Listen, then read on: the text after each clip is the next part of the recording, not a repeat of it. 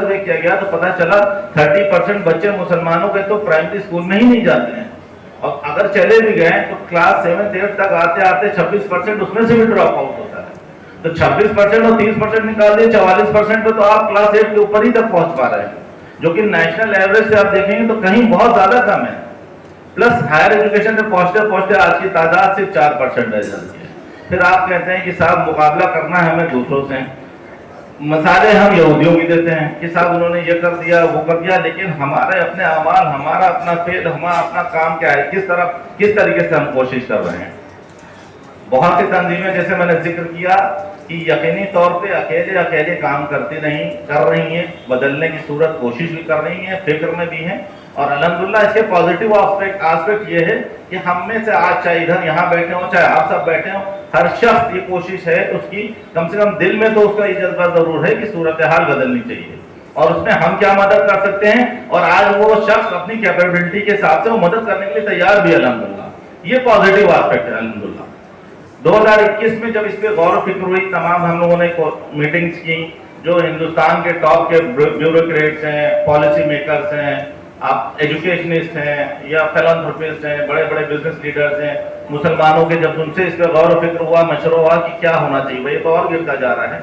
اب یقین جانیے 2 سال کی مسلسل محنت کے بعد ہم لوگ سب ایک نتیجے پہ پہنچے، اور سب کا یہی مشورہ تھا کہ جب تک آپ کے پاس کوئی ایک پلان نہیں ہوگا پورا، جب تک کمیونٹی کے لیول پہ کوئی پلان نہیں ہوگا، ایک ساتھ جمعیت کے ساتھ جب تک آپ کا کوئی پلان نہیں ہوگا، تب تک آپ سوچیں کہ صورتحال بدلے گی، یہ ممکن نہیں ہے.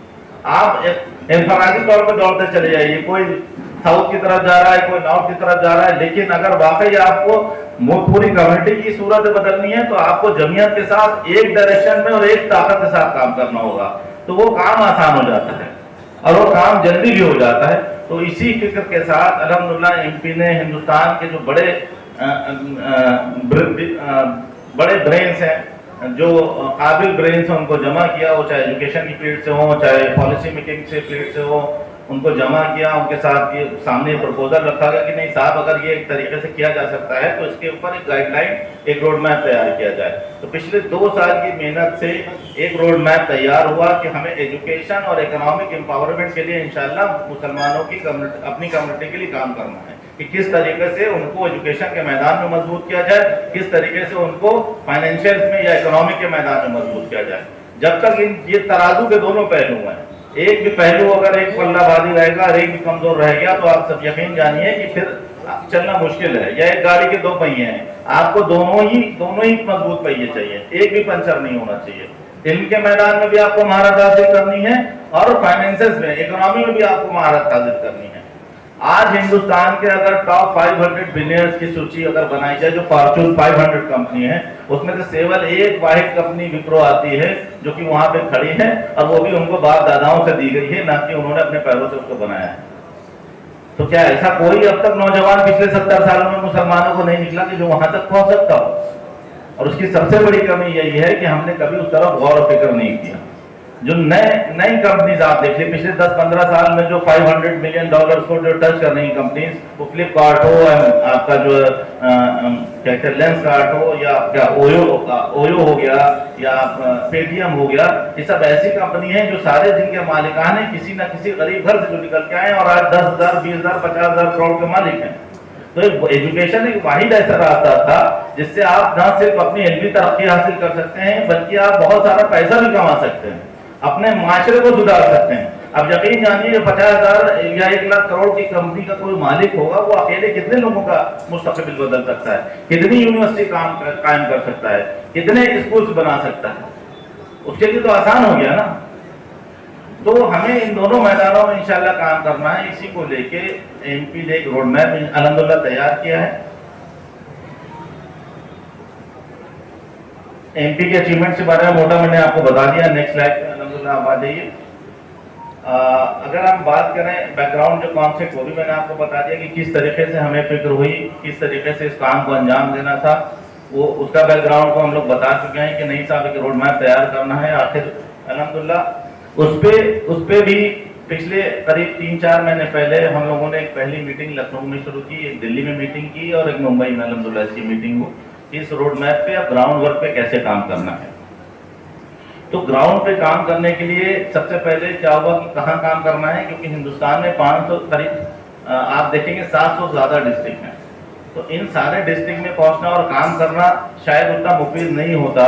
تو جو مسلم کنسنٹریٹڈ ڈسٹرکٹ ہیں جہاں پہ مسلمانوں کی آبادی کا تناسب 90%، 80% یا 70% سے زیادہ ہے، ان ڈسٹرکٹوں کو جب شارٹ لسٹ کیا گیا تو ایک لسٹ بنی قریب اگر 100 سے زیادہ، قریب 130 ایسے ڈسٹرکٹ ہیں جس میں سے 100 ڈسٹرکٹ کو نیتی آیوگ نے بھی سلیکٹ کیا ہے کہ مسلمانوں کے ان 100 ڈسٹرکٹ میں کام کر دیا جائے تو مسلمانوں کی صورت بدل سکتی ہے. لیکن جب ہم نے اپنا ڈیٹا کلیکشن کیا تو قریب 130 ایسے ڈسٹرکٹس ہیں. اگر ہم ان 130 ڈسٹرکٹ پہ کنسنٹریٹڈ 130 پہ بھی نہ کریں لیکن اگر 100 پہ بھی کام کر لیا جہاں پہ کنسنٹریٹڈ مسلمان ہیں تو اب یقین جانیے 80 سے 90% کمیونٹی کو ہم لوگ ٹچ کر لیں گے. اور کسی کمیونٹی کے اگر 80-90% لوگوں کو آپ نے ٹچ کر لیا اور وہاں کی صورتحال بدل دی تو آپ یقین جانیے کہ پوری کمیونٹی کی صورتحال بدل جائے گی.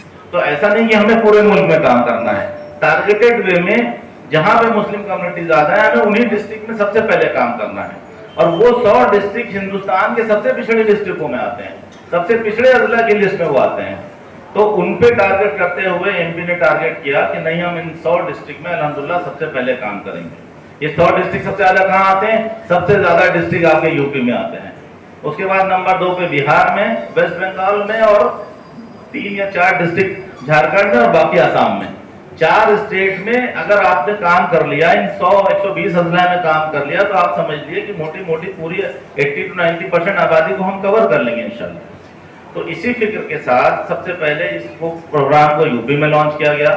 لکھنؤ میں حضرت مولانا خالد رشید فرنگی میلی صاحب حضرت نے کو جب یہ پلان دیا گیا، ان سے بات کی گئی، ہم لوگوں نے میٹنگ کی تو الحمدللہ انہوں نے پہلی بار ایک بار میں لبیک کہا کہ نہیں انشاءاللہ یہی کام کرنے کی ضرورت ہے، اور جہاں میری ضرورت ہوگی، جہاں آپ بتائیں گے کسی بھی طریقے سے اپنا وقت دے رہے ہیں، اپنی جگہ دے رہے ہیں، اور ساری چیزوں کا مطلب کہیں بھی جاتے ہیں. ابھی حضرت ہم لوگوں کے ساتھ کرناٹک گئے، تمل ناڈو گئے، پورا دورہ کر کے الحمدللہ وہاں پہ آئے ہیں، اس پہ بھی کام کر رہے ہیں ماشاءاللہ. تو یہ آپ یقین جانیے کہ جب علماء حضرات کو کسی سے بھی بات کی گئی ہے عالمی سطح پہ، حضرت مولانا بلال ندوی صاحب ہو گئے، حضرت مولانا ارشد مندی صاحب، الحمدللہ ہر آدمی کی لبیک ہے اس پہ کہ نہیں یہ کام کرنے کی ضرورت ہے اور آپ کو کرنا ہے. اور نہ صرف یہاں پہ بلکہ ساؤتھ کے بھی جو بڑے علماء حضرات ہیں ان کا تو پورا کا پورا سپورٹ ہے کہ انشاءاللہ ہم تو ریسورسز سے بھی مدد کریں گے. آپ گراؤنڈ پہ کام کرو، ہم تو ریسورسز سے بھی مدد کریں گے انشاءاللہ. تو اس نیت سے یہ ایم پی نے اس کو کرنا شروع کیا ہے. یہ کنسلٹیٹیو میٹس ہیں، ہر ضلع میں ہم لوگ جا رہے ہیں. ایک آپ لوگوں سے گزارش کر رہے ہیں کہ بھائی آپ آئیے، اس کام کو مل کے ساتھ میں کریں، اس میں اپنا تعاون دیں، اس میں اپنا وقت دیں، کیونکہ اللہ موقع ہر قوم کو، ہر ایک جنریشن کو بار بار نہیں دیتا ہے. اب 70 سالوں میں جو 75 سال سے آزادی کے بعد ایک واحد تنظیم چلی تھی جو کہ ایک تعلیمی کارواں سید محمود صاحب نے نکالا تھا، اور ایک 69 اور 70 اور 80 کے دور میں، اور اس کا نتیجہ تھا کہ تمام اسلامیہ کالج پورے یو پی میں اور یو پی کے باہر بھی تمام جگہوں پہ قائم ہوئے. بڑا ان کا اثر رہا پچھلے 30 سالوں میں. لیکن وقت کے ساتھ ہمیں بدل جانا ہے. 40-50 سال میں ٹیکنالوجی، ایجوکیشن، ہر سسٹم پورا بدل جاتا ہے. اگر ہم وہیں اٹکے رہیں گے، بلکہ وہ تعلیمی کام میں مقصد تھا کہ ہمیں مسلسل آگے بڑھتے رہنا ہے.